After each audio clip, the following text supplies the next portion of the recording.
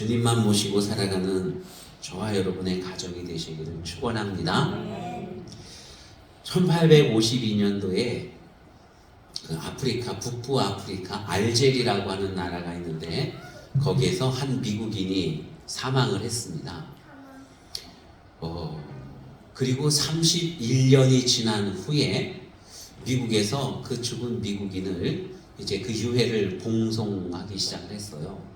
군대가 동원하고 그래서 그 유해를 이제 봉송하는데 그 유해가 미국 뉴욕에 들어오기 시작을 합니다.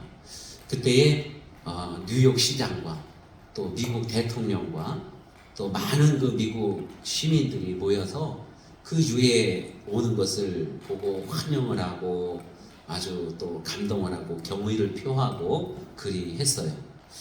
여러분, 그 사람이 누구일까요? 어떤 유명한 정치인일까요?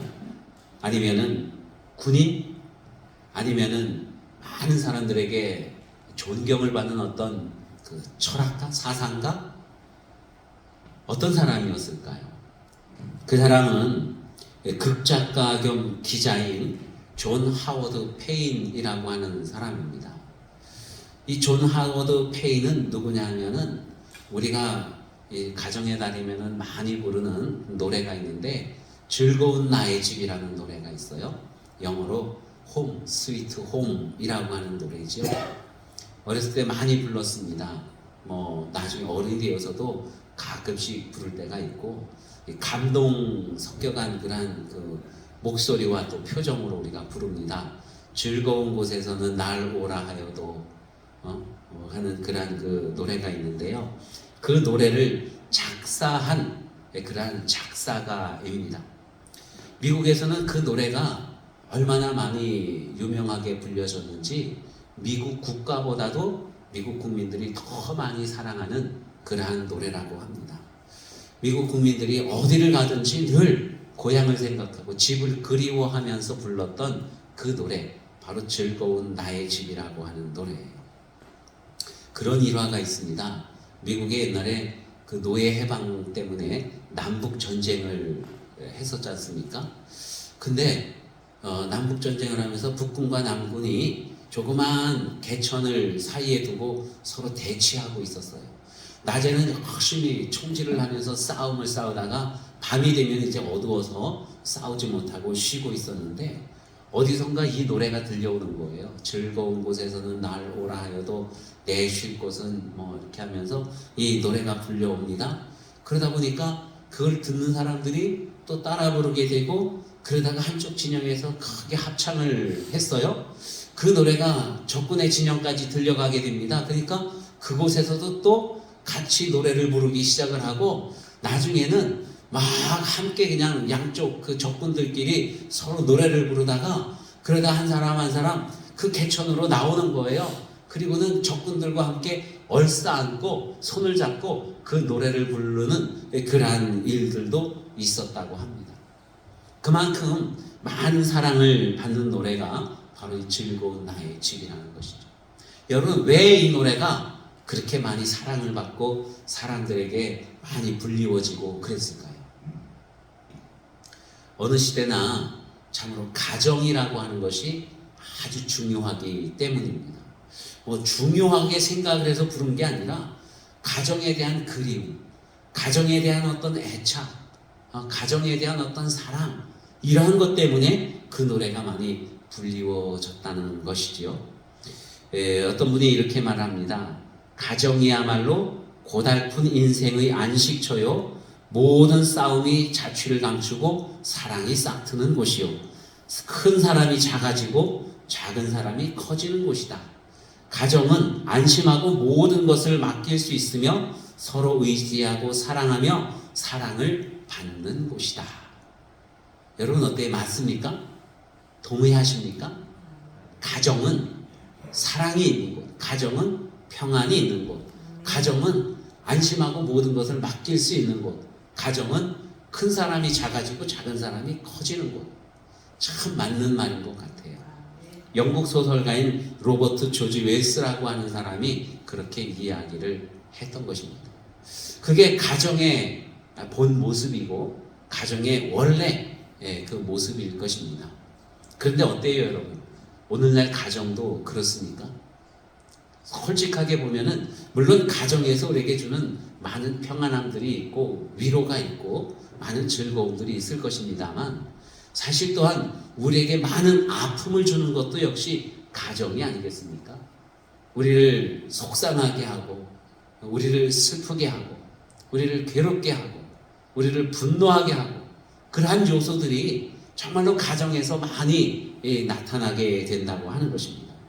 차라리 남이었으면 그냥 미워하지는 않고 그냥 무관심하면 될 텐데 남이 아니라 우리 가족이기 때문에 그것 때문에 이해관계가 엇갈리면서 서로 분노하게 되고 화를 내게 되고 실망을 하게 되고 싸움을 하게 되고 그러는 거예요. 오늘날 그래서 보면은 가정에서 막 폭력도 일어나고 또 여러 가지 갈등도 있고 평안을 주지 못하고 갈라지는 그러한 가정들도 많이 있습니다. 그러한 가정에서 자녀들이 바르게 양육받지 못하고 하는 그러한 아픔들이 있어요. 여러분 왜 정말로 우리에게 위로와 평안이 되어야 되는 그 가정이 이렇게 우리에게 근심거리고 또 아픔이 될까요? 무엇 때문일까요? 하나님께서 가정을 처음 만드셨을 때 아담이 혼자 있을 때는 가정이 아니지요. 그냥 혼자니까 가정이 아닙니다. 그런데 혼자 있는 것이 아름답지 않아서 하나님께서는 하와를 만들어 주셨어요. 돕는 대피를 만들어 주신 겁니다. 하와가 아담에게 처음에 왔을 때 아담은 첫눈에 뿅 하고 반해버렸어요. 그래서 이는 내 뼈 중에 뼈요 내 살 중에 살입니다 하면서 그렇게 너무나도 사랑스러운 하와를 보면서 즐거움을 누렸지요. 그게 가정의 모습일 것입니다. 그런데 어떤 일들이 벌어졌나요? 죄가 들어오게 된 겁니다. 하와가 선악과를 따먹으면서 하나님을 배신한 거예요. 죄를 짓게 된 겁니다. 하나님의 명령을 거역한 거예요. 그런 말미암아서 죄가 들어오고 하나님과의 관계가 먼저 깨어집니다. 내가 하나님처럼 돼야지, 내가 하나님처럼 지혜롭고 눈이 밝아져야지, 하나님을 더 이상 의지하지 않으려고 하는 그 마음으로부터 죄가 생겨서 하나님을 떠난 가정이 되어버리고 만 거예요. 선악과를 먹는 순간 아담과 하와는 하나님으로부터 떠나게 되었습니다. 여러분 그때부터 가정에 문제가 생기기 시작을 한 거예요. 가정의 근원은 하나님이신데 근원이신 하나님을 떠나는 순간 그 가정은 더 이상 진정한 평화를 주는 가정이 되지 못한다고 하는 것입니다. 어떤 일들이 생겼나요? 하나님께서 아담에게 너는 왜 내가 먹지 말라고 한 선악과를 먹었느냐 하고 물어보시니까 아담이 뭐라고 그럽니까? 그전에는 하와를 일컬어서 내 뼈 중에 뼈요 내 살 중에 살입니다 하고 너무 좋아했던 그 하와였는데 이 아담이 하나님한테 뭐라고 그래요? 하나님이 나에게 주신 저 여자가 먹으라고 그래서 그랬어요. 그러면서 하와를 탓하는 거예요. 하와에게 원망을 돌립니다. 하와는 또 다스리라고 했던 그 모든 짐승들 그 중에 뱀의 유혹을 받아서 선악과를 먹고 나서 하나님께 말하기를 하나님께서 만드신 저 뱀이 먹으라고 그래서 그랬어요. 결국은 모든 원망을 하나님께로 돌리고 있는 것입니다. 그러면서 가정이 평화가 깨어지는 거예요. 아담과 하와에게는 두 아들이 있었지요. 아벨과 가인과 아벨이라는 두 아들이 있었는데 여러분 가인이 아벨을 쳐 죽입니다. 자기 동생을 시기하고 질투하는 거예요. 형제간에 우애가 있어야 되는데 형제를 시기하고 질투하면서 동생을 죽여버리게 된 거죠. 이런 모든 가정의 불화는 바로 가정의 근원이신 하나님을 떠났기 때문에 온 것이라는 말씀입니다. 진정한 평화를 누리려면은 여러분 먼저 하나님이 주인이 되시는 그러한 가정이 이루어져야 될 줄로 믿습니다. 아멘. 자, 오늘 본문 말씀을 보면은 야곱의 이야기예요. 여러분 우리는 야곱의 이야기를 참 많이 듣고 보고 이야기합니다. 야곱은 어떤 사람이지요? 야곱은 이삭의 둘째 아들로 태어났습니다. 그에게는 장자권이 없어요. 장자의 축복을 받을 수 없는 그러한 그 상황 속에서 태어났습니다. 동생이기 때문에. 그런데 야곱은 하나님의 축복을 너무나도 받고 싶어요. 하나님을 자기 하나님으로 삼고 싶은 거예요. 장자의 축복을 받고 싶은 거예요. 그래서 형 에서와 아버지 이삭을 속이고 장자권을 받아냅니다. 그게 두려워서 도망을 가는 거예요. 이제 호롤단신 삼촌 라반의 집으로 도망을 가는데 가다가 날이 저물어서 어느 곳에선가 잠을 자게 됩니다. 꿈속에서 하나님의 나라로 올라갔다 내려갔다 하는 사닥다리를 보게 된 거예요. 그 사닥다리에 보니까 사닥다리에 천사들이 오르락 내리락 합니다. 그때 야곱이 여기가 바로 하나님의 집이로구나 하는 걸 깨달았어요. 원래 그 땅 이름을 루스라고 했는데 야곱이 하나님의 집이로구나 하면서 그 이름을 벳엘이라고 그렇게 짓습니다. 즉 하나님의 집이라고 하는 뜻이에요. 그러면서 하나님께 약속을 하는 거예요. 기도하는 겁니다. 하나님, 내가 이제 아버지와 형의 그 눈을 피해서 삼촌 라반의 집으로 도망을 가고 있는데요. 하나님, 나랑 함께 해주세요. 나와 함께 하시고 나에게 복을 주시면은, 나를 지켜주시면은 내가 하나님께 열심히 하나님을 섬기고 제사 드리고 11조도 잘하고 믿음 생활을 잘하겠습니다 하고 이렇게 하나님께 약속을 했어요. 하나님께서 그 약속을 받으셨습니다. 그리고는 삼촌 라반의 집에 갔을 때에 그곳에서 20년 동안을 기고하면서 하나님께서 야곱에게 복을 주셨어요. 그래서 4명의 아내와 그리고 12명의 아들과 또 딸도 하나를 주셨던 것입니다. 하나님이 야곱에게 주신 복인 거예요. 그리고 또한 이 라반의 집에서 많은 그 재물들을 늘려가지고 그리고 라반의 집에서 나옵니다. 우리가 잘 알듯이 삼촌 라반과 협약을 맺고 그리고 이제 자기 고향으로 돌아오는 길에 야복강을 건너면서 야복강에서 하나님 앞에 기도하죠. 성경에서는 하나님과 씨름을 했다고 그렇게 표현을 합니다. 하나님 앞에 기도하고 하나님이 정말 나를 축복해 주시지 않으면은 내가 하나님을 더 이상 놓지 않을 겁니다. 끝까지 하나님과 싸울 겁니다. 이렇게 하나님하고 대결을 하는 거예요. 그때 하나님께서 야곱을 축복해 주십니다. 알았다. 네가 이겼다. 네 믿음이 이겼다. 내가 너를 축복해 주마. 너는 이제 야곱이라고 하지 말고 이스라엘이라고 하라. 이렇게 하나님께서 이름도 바꿔주십니다. 여러분, 야곱이라고 하는 그 이름 자체는요, 뒤꿈치 잡는 자, 발 뒤꿈치를 잡는 자.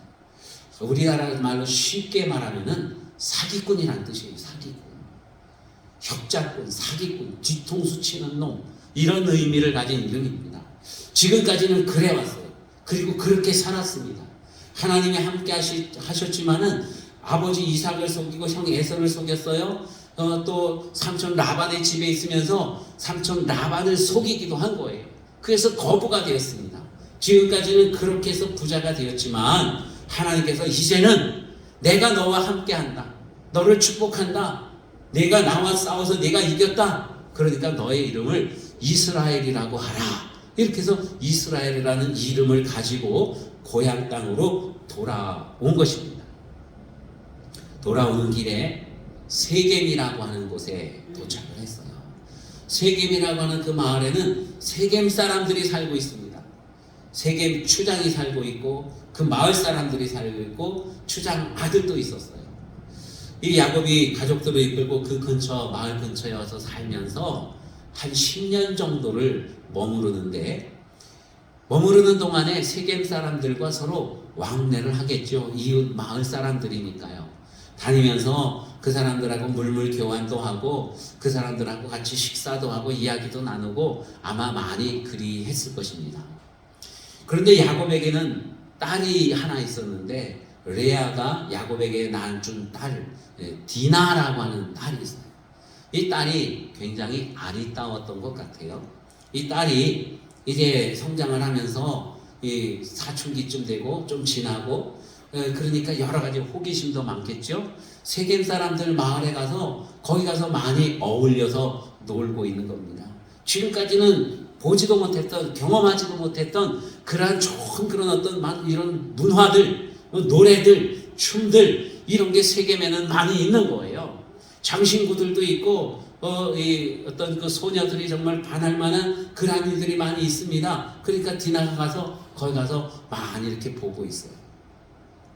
우리나라도 보면은 세계에 많은 그런 어떤 그 문화적인 영향들을 끼치고 있습니다. 그래서 한류 그러면서 K-팝, K-푸드, 뭐 K-드라마, 뭐 여러 가지 이런 것들이 많이 수출되어지고 외국에 있는 사람들이 한국을 많이 동경합니다. 그래서 여행을 와보고 싶고 뭐 한국 음식도 먹어보고 싶고 한국 드라마도 와서 보고 싶고 연예인들도 보고 싶고 막 그런 거예요. 그런 것처럼 디나가 세겜에 가서 막 이렇게 접해보고 싶습니다. 그래서 갔어요. 갔는데 이 세겜 추장의 아들 그가 이 세겜 그 야곱의 딸 디나를 딱 보더니만은 첫눈에 반해버린 거예요. 너무 아름다운 거예요. 너무 예뻐요. 그러니까 자꾸 사귀자고 그리고 쫓아다니고 스토킹하고 막 그러더니만은 나중에 안 되니까 그만 이 디나를 성폭행을 해버리고 만 겁니다. 그리고 나서도 이 디나에 대한 어떤 막 간절한 마음이 막 이렇게 부릴 듯 하는 거예요. 너무너무 이쁘고 그러니까요.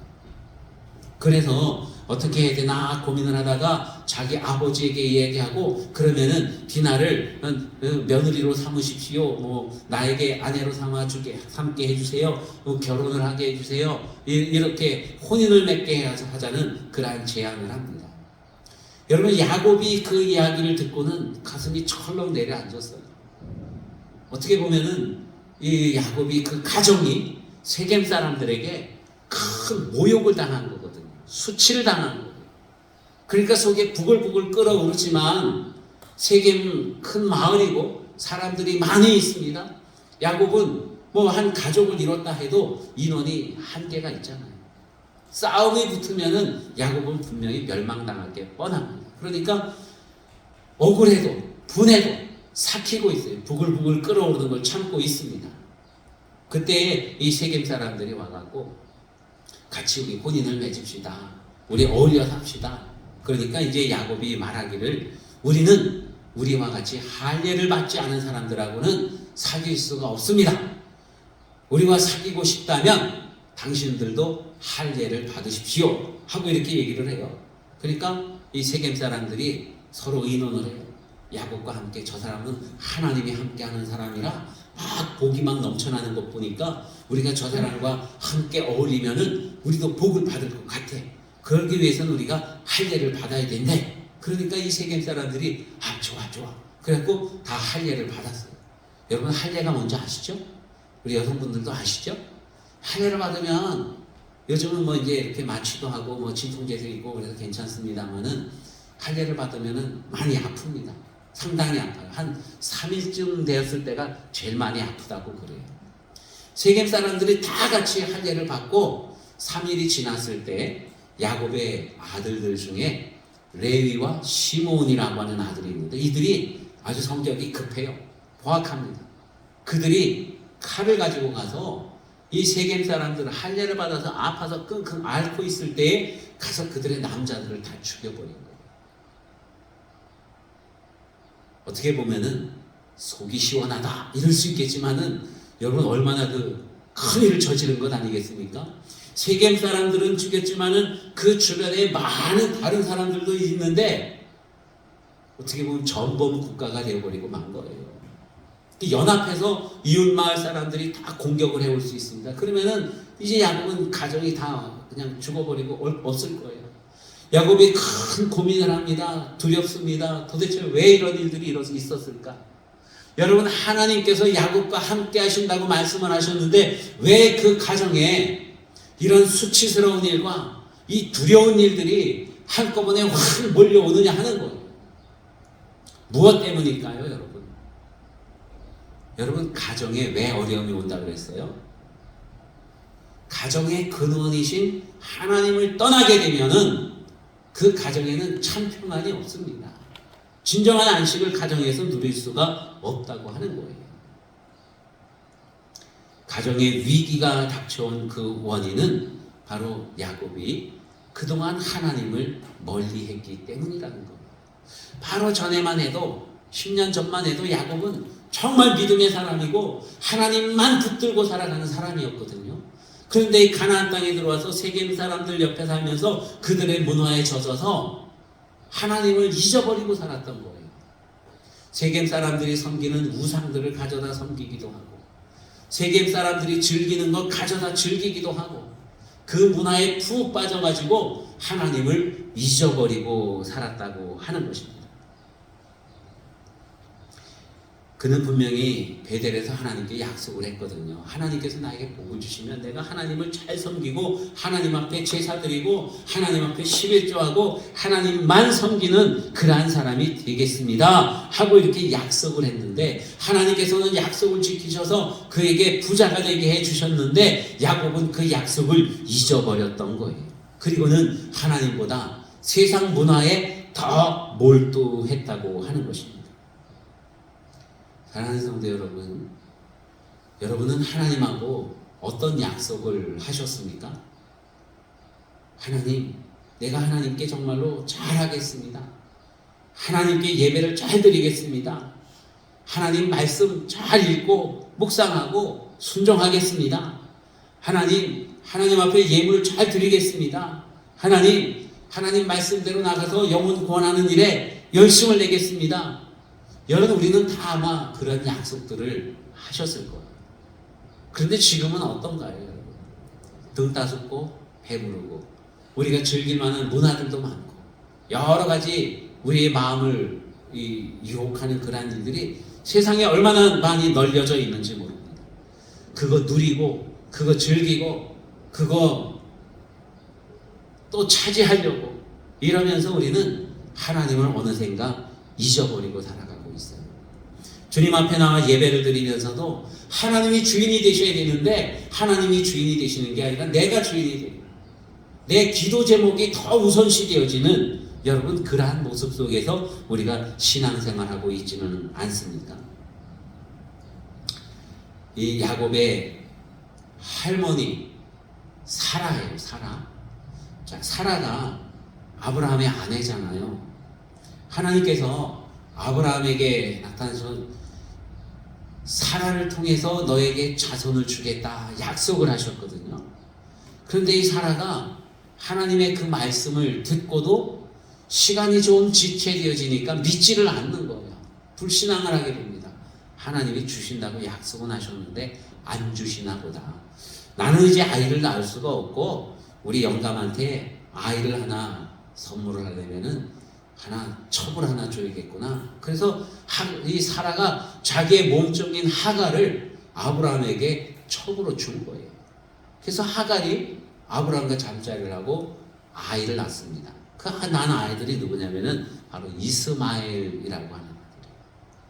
여러분, 이스마엘은 아브라함의 아들이지만은 하나님이 약속으로 주신 아들이 아닌 거예요. 하나님께서 약속으로 주신 아들은 분명히 사라를 통해서 주신다 그랬거든요. 그런데 사라가 그 하나님의 약속의 말씀을 끝까지 붙들지 못하고 자기의 방편대로 자기 생각대로 하갈을 통해서 아들을 낳게 했어요. 이스마엘이 출생하면서 그 가정에 평화가 온 게 아니라 위기가 오게 된 겁니다. 하갈이 자기의 몸종이었는데 아브라함의 아이를 가졌어요. 배가 볼록해지니까 이제 아주 배를 탁 내밀고 댕기면서 자기 여주인인 사라를 멸시하는 거예요. 거리면서 멸시를 하는 거예요. 그리고 나중에 또 아이를 낳고 나서 이스마엘이 어린 이삭이 출생을 했는데 이스마엘이 또 어린 이삭을 막 희롱하는 거예요. 골탕 먹이고 꼬집고 때리고 그러면서 가정에 불화가 생기게 됩니다. 여러분, 그때 그 불화가 오늘날까지 이어오고 있는 것 아니에요. 저 중동에서 일어나고 있는 전쟁을 보세요. 이삭의 자손들과 이스마엘의 자손들이 서로 싸우고 있는 겁니다. 그러니까 하나님의 말씀을 끝까지 붙들지 아니하고 하나님을 온전하게 섬기지 아니할 때 나타나는 그러한 불화들, 이러한 것들, 갈등들, 이러한 것들이 나타나게 된다고 하는 거예요.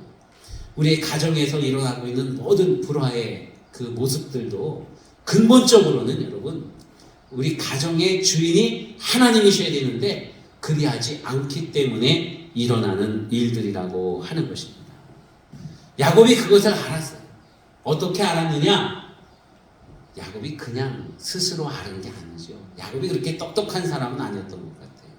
하나님께서 야곱을 일깨워 주십니다. 야곱아, 내 하나님, 너 저기 베델로 올라가라. 내가 너 만났던 그곳, 너 나랑 만났던 그곳 베델로 올라가라 하고 하나님께서 오늘 성경에서 말씀해 주고 있는 것을 우리가 볼 수 있어요. 여러분, 왜 베델로 올라가라고 할까요? 하나님과 약속했던 것, 하나님께 예배드리겠다고 소원했던 것, 그것들을 좀 기억하라는 거예요. 하나님을 떠났던 그 가정, 이제 하나님께로 돌아오라는 것입니다. 하나님을 멀리했던 가정, 하나님을 모셔드리라고 하는 거예요. 하나님을 가까이 하기 위해서 야곱은 먼저 하나님 앞에 회개의 운동을 합니다. 야곱이 가족들을 불러 모았습니다. 그리고는 그때의 이야기를 하면서 하나님을 그곳에서 만났지, 하나님과 나와의 관계를 맺었지, 약속이 있었지. 그러면서 그때 일을 이야기하면서 우리가 다 베델로 올라가자 하고 그렇게 가족들을 이끌고 가게 됩니다. 가면서 여러분, 먼저 깨달은 것이 우리가 지금까지 가지고 있던 모든 죄악된 것들은 다 버리고 가자, 그런 것이었어요. 그래서 세겜 사람들과 함께 어울려 있으면서 가지게 되었던 우상들, 여러분, 야곱의 가정에 우상이 있었어요, 없었어요? 있었어요. 언제부터 있었냐면은 옛날부터 있었어요. 삼촌 라반의 집에서 나올 때부터 우상이 있었어요. 삼촌 라반의 집에서 나올 때에 야곱의 아내, 사랑하는 아내 그 라헬이 아버지의 드라빔을 훔쳐가지고 몰래 가지고 나온 거예요. 삼촌 라반이 내 드라빔을 누가 가지고 갔냐? 그 우상이에요, 우상. 내 우상을 누가 가지고 갔냐? 그러니까 야곱이 우리는 아무도 안 가지고 왔어요. 짐을 다 풀어봤는데 없어요. 사실은 보니까 라헬이 그 자기 그 아버지의 그 우상을 그 나귀 위에다 올려놓고 그걸 깔고 앉았어요. 그리고는 내려서 다 몸수색을 받아야 되는데 아버지, 제가 좀 생리 중이라 일어나지 못하겠어요. 용서해 주세요. 그리고는 아버지를 속이고 아버지의 그 우상을 가지고 나온 거예요. 여러분, 왜 우상을 섬깁니까? 안 섬겨야 되잖아요, 그죠? 근데 우상을 섬기면서 이걸 우상이라고 생각하지 않는 거예요. 하나님만 섬겨야 되는데, 하나님 말고 다른 것도 섬기면서 우상이라고 생각하지 않았다고 하는 거예요. 여러분, 우리가 그것을 깨달아야 돼요. 우리 가정은 어떻습니까? 우리는 다 예수님을 믿는 가정이잖아요, 그죠? 그러면 과연 저와 여러분은 우상을 섬기지 않고 있을까요? 아멘. 그런 것 같죠? 근데 우리는 정말로 살펴봐야 돼요. 어떻게 살펴봐야 되냐면은 하나님하고 나 사이에 끼어 있는 게 있는가를 봐야 돼요. 하나님보다 더 중요하게 생각하는 게 있는가를 봐야 돼요. 오직 하나님만 의지해야 되는데 하나님 말고 또 다른 것을 의지하고 있지는 않는지, 여러분 그것을 봐야 돼요. 그게 있다고 한다면 그것은 우상이에요. 그게 이 라헬이 아버지 드라빔을 훔쳐가지고 나와서 그 어떤 우상 단지 있는, 우상 모습이 있는 거, 이런 물건, 이게 아니라고 할지라도 하나님 외에 다른 것을 의지하는 게 있다고 한다면 그게 우상입니다. 하나님보다 더 내가 의지하고 사랑하는 게 있다고 한다면, 내 마음을 두는 게 있다고 한다면 그게 바로 우상이라고 하는 거예요. 그것은 여러분 물질일 수도 있고 명예일 수도 있고 권세일 수도 있습니다. 심지어 그것은 우리 가족일 수도 있어요. 가족보다 하나님을 더 많이 사랑하면 그게 우상이 되는 거예요. 그래서 예수님은 주님보다 가족을 더 먼저 생각하는 것 합당치 않다고 말씀하고 있습니다. 그러면은 가족을 함부로 하라는 거예요? 그게 아니에요. 정말로 하나님을 사랑하는 사람은요, 정말로 가족을 사랑하게 되는 거예요. 정말로 하나님을 잘 섬기는 사람은 정말로 가정을 사랑하는 사람이 되어지는 겁니다. 지금까지 들어왔잖아요. 하나님을 떠난 사람, 그 가정에는 불화가 오는 거예요. 불화가. 진정으로 가정에 평화가 오기 위해서는 하나님을 정말로 사랑해야 된다고 하는 것입니다. 그래서 야곱이 가족들에게 우상을 버려라. 우상을 다 긁어 모았습니다. 그리고 귀고리도 빼라 그랬어요. 금붙이듯 귀고리, 코고리. 이거 뭐 하는 거예요? 이게 사람들에게 아름답게 보이려고 하는 그러한 마음을 의미해요. 즉 하나님보다 사람을 더 많이 인식하는 그러한 마음들, 이러한 것들을 다 긁어 모아서 상수리 나무 아래 깊이 묻어두고 그리고는 베델로 향하는 겁니다. 여러분, 가정에서 우리 부모님들이 정말 믿음의 가장의 역할을 잘 해야 돼요. 가장이 영적으로 깨어 있으면 그 가정은 복받는 가정이 되는 줄로 믿습니다. 누가 가장이에요? 집에서 누가 가장이에요? 목소리 큰 사람이 가장이에요. 그죠? 옛날에는 다 아버지가 가장이었는데 뭐 그건 어떤 그 옛날 이야기이고, 물론 그래도 지금까지도 아버지가 가장이고 어떤 그 영적인 권세를 가지고 있습니다. 왜냐하면 하나님께서 아버지를 통해서 그 가정에 복을 주시거든요. 이 영적인 가장들이 깨어 있을 때에 그 가정은 영적으로 깨어나는 그러한 가정이 될 수가 있습니다. 그래서 이 가장들이요, 권위를 가지고, 영적인 권위를 가지고 늘 하나님 앞에 기도하고 예배드리고 말씀 중심의 삶을 살아가는 것입니다. 세속적인 모든 것들은 다 단절하고 그리고 하나님만 섬기는 거예요. 여러분, 어떤 책에 보니까 영적으로 자녀들을 망치는 그러한 부모님들의 모습이라고 이렇게 나온 게 있어서 제가 몇 가지 적어와 봤습니다. 첫 번째, 어떤 부모가 자녀들을 영적으로 망치냐면요, 주일 예배 시간이고 또 교회 수련회 가고 이렇게 신앙적인 생활을 해야 되는 그때에 뭔가 다른 일을 자꾸만 추구하는 거예요. 놀러를 간다는 둥, 뭐 다른 계획을 세우고. 여러분, 부모님들이 그렇게 하면은 자녀들이 영적으로 망하게 된다는 거예요. 두 번째는요, 같이 자녀들과 나와서 예배를 드리는데 예배 시간 언제 끝나나 시계 자꾸 들여다보고, 아니면은 자꾸 졸고 관심 없어서 졸고, 그러면은 그러한 모습을 본 자녀들이 영적으로 망하게 된다는 거예요. 세 번째로는 자녀들 앞에서 목회자나 어떤 다른 우리 그리스도인들을 흠잡는 그러한 언행을 하게 되면 그 모습 속에서 자녀들이 영적으로 망하게 된다고 하는 것입니다. 요즘 보면은 뭐 교회가 바람직하지 못한 모습을 보이는 교회들도 왕왕 있습니다.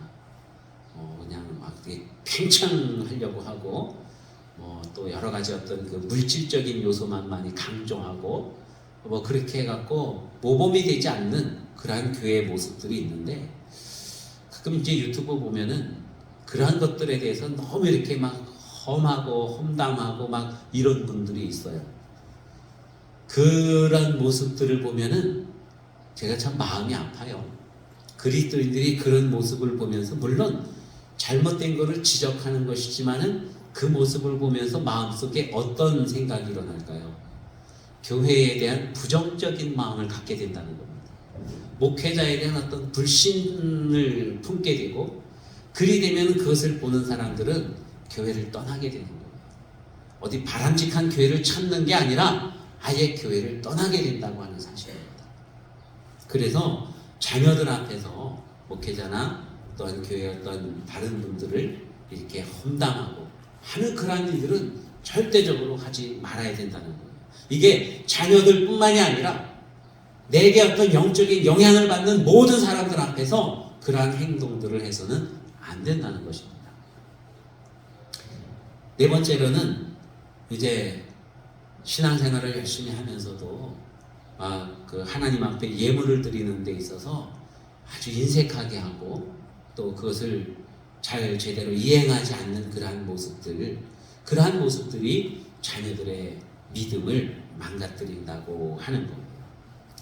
여러분, 저와 여러분의 가정이 정말로 하나님을 잘 모시는 가정, 그래서 하나님이 우리의 가정의 근원이 되시고 하나님께서 주시는 복을 많이 받아 누리는 그러한 복된 가정이 되시기를 바랍니다. 이 야곱이 가족들을 이끌고 베델로 갑니다. 많은 두려움이 있잖아요. 두려움이 있는 상태잖아요, 지금. 그죠? 마을 하나를 완전히 작사를 냈으니 주변 사람들과 얼마나 큰 경계심을 가지고 있겠어요. 이제 야곱이 움직일 때에 그 주변에 있는 마을들에서 촉각을 세우고 저놈들이 어디로 가나 삐끗하면 우리가 힘을 합쳐갖고 다 멸해버리자 이러고 호시탐탐 노리고 있는 그러한 상황이 아니겠습니까? 그런데 야곱이 결단을 하고 가족들을 데리고 베델로 가는 그 동안에 하나님께서 주변 사람들의 마음을 두렵게 했대요. 어느 누구도 야곱에 대해서 추격을 하고 공격하려고 하는 그 마음들을 품지 못하게 했다.